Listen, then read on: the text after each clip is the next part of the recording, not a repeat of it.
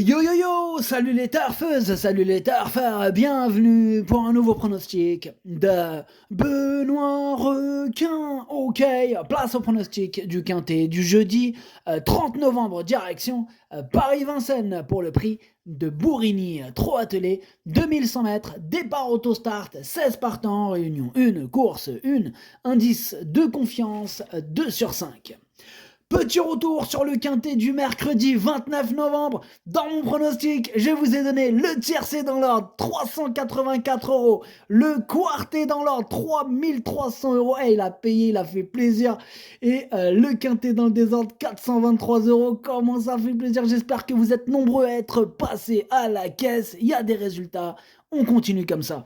Ok, c'est parti, on commence le pronostic et on commence avec le numéro 1, Charmy Charlie As. Et on écoute l'entraîneur Eric Bando. Bonjour Eric.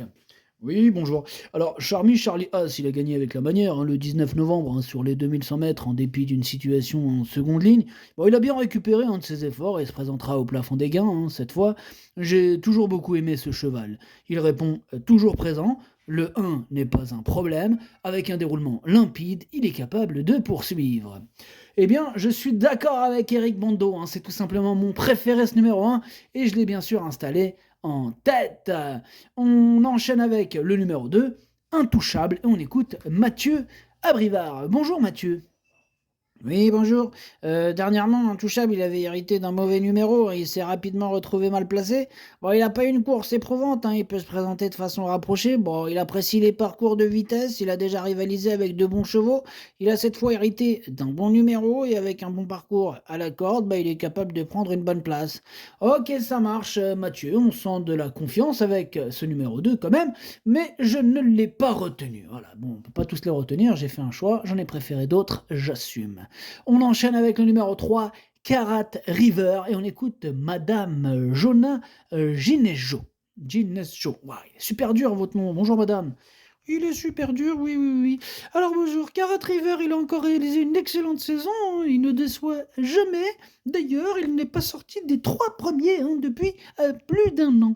Il n'a pas couru depuis 3 mois, mais il a été préparé pour ce bel engagement. Il a déjà gagné en effectuant une course de rentrée.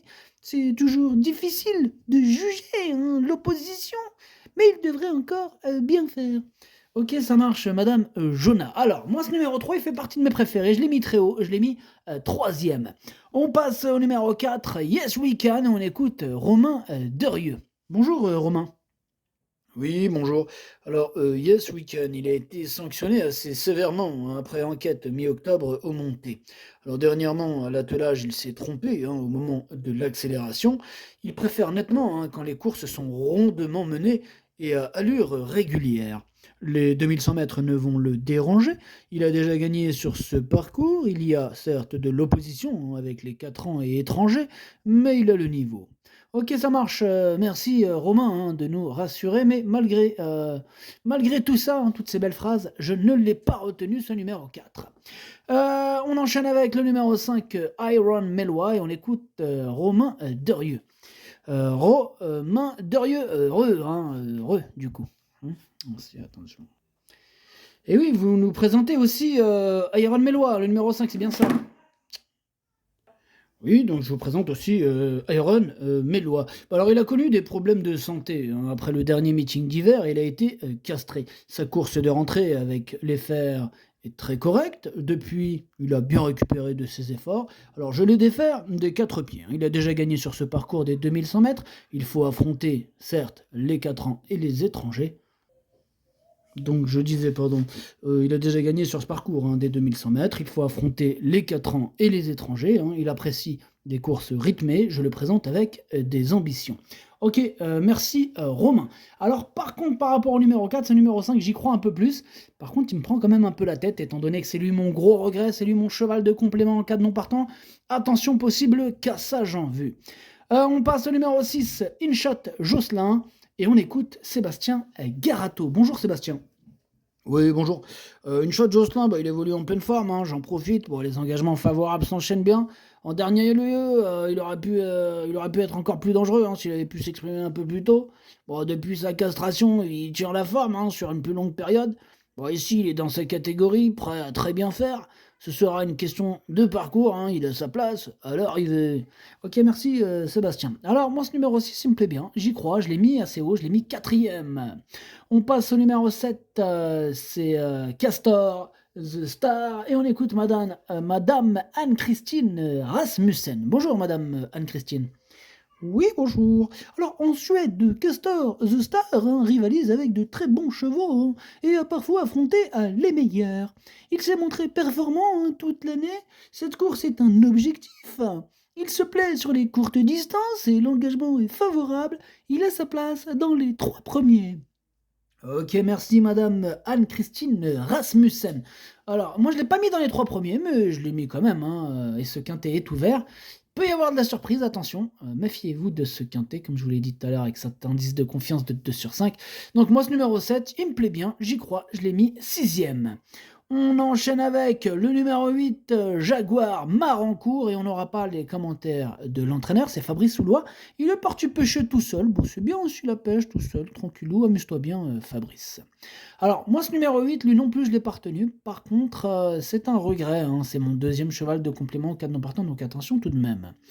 On passe au numéro 9, c'est Illusion J-Pad, et on écoute mademoiselle Clarisse Lelièvre. Bonjour mademoiselle. Oui, bonjour.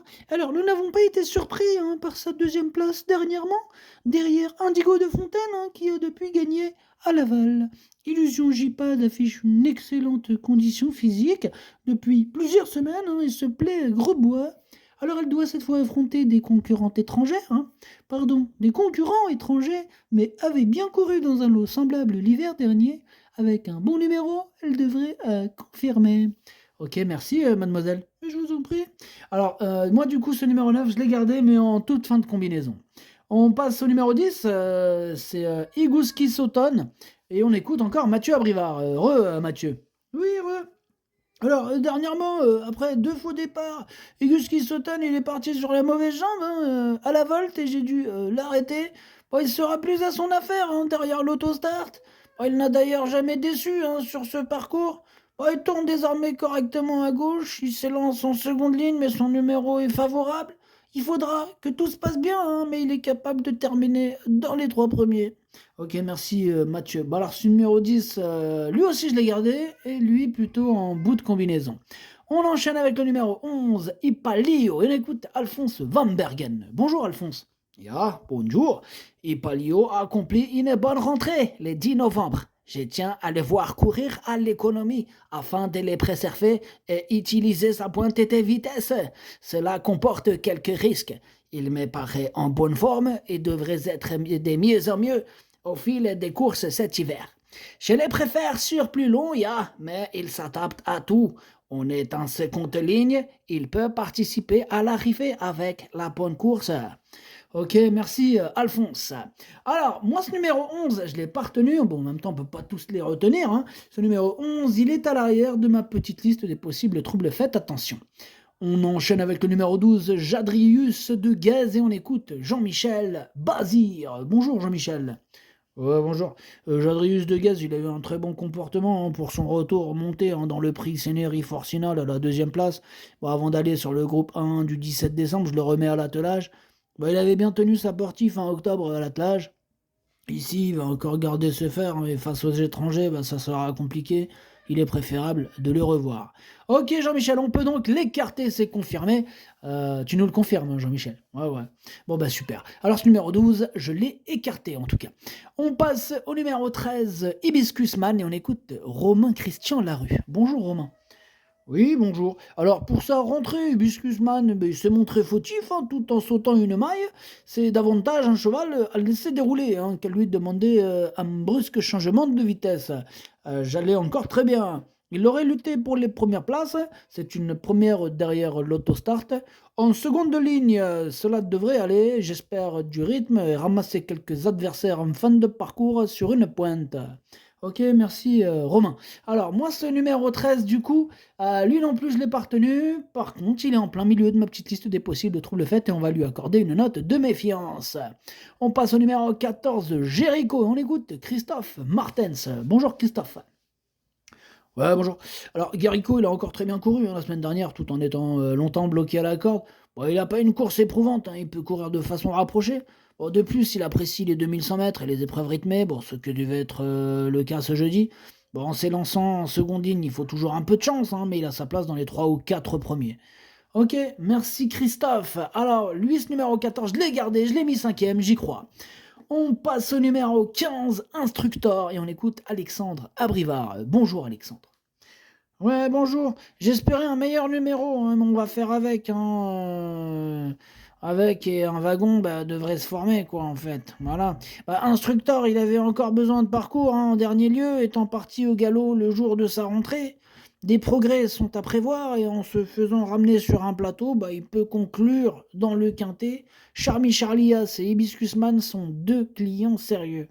Ok, merci Alexandre. Alors moi, ce numéro 15, du coup, je ne l'ai pas retenu, mais c'est lui le chef et le capitaine, hein, de ma petite liste des possibles casseurs de tickets repérés, donc attention. Et on termine avec le numéro 16, Canto dei Venti. On écoute Eric Bando. Eric. Ouais. Alors, Conto Del Venti, il n'a pas bénéficié d'un déroulement de course idéal, hein, lors de sa dernière sortie, devant faire des extérieurs un moment. Bon, il s'est montré accrocheur, hein, jusqu'au bout, il a eu un très bon comportement. Bon, il est du même niveau que Charmy Charlias, ce sont les circonstances de course, hein, qui font la différence. Avec le 16, il faudra composer avec un déroulement favorable, il peut viser le podium. Eh bien, je suis tout à fait d'accord avec toi, Eric. Étant donné que je l'ai gardé très haut, ce numéro 16, je l'ai mis deuxième. Le pronostic, ça donne As, 16, 3, 6, 14, 7, 10, 9. Merci d'avoir suivi cette vidéo. N'hésitez pas à mettre un pouce bleu si la vidéo vous a plu. Pour accéder à tous mes tickets pour la course du Quintet, rendez-vous directement en description de la vidéo. À jouer avec modération. Bonne chance. Chopez-le-moi. Ciao.